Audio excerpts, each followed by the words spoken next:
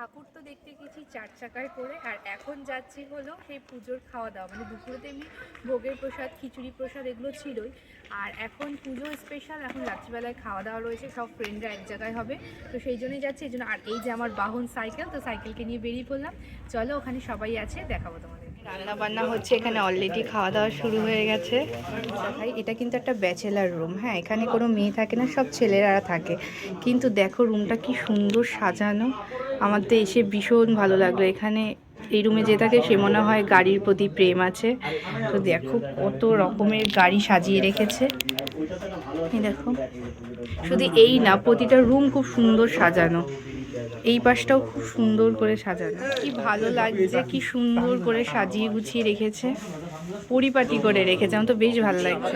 আমাদের মেনুতে রয়েছে রুটি, মাংস, স্যালাড। সবাই খাচ্ছে, এই যেমন বর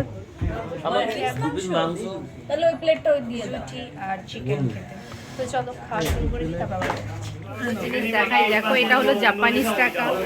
মিডিলেরটা তো তোমরা চিনতেই পেরে গেছো, আমাদের দেশের ব্যান্ড হয়ে গেছে যে নোটগুলো, সেগুলো রয়েছে।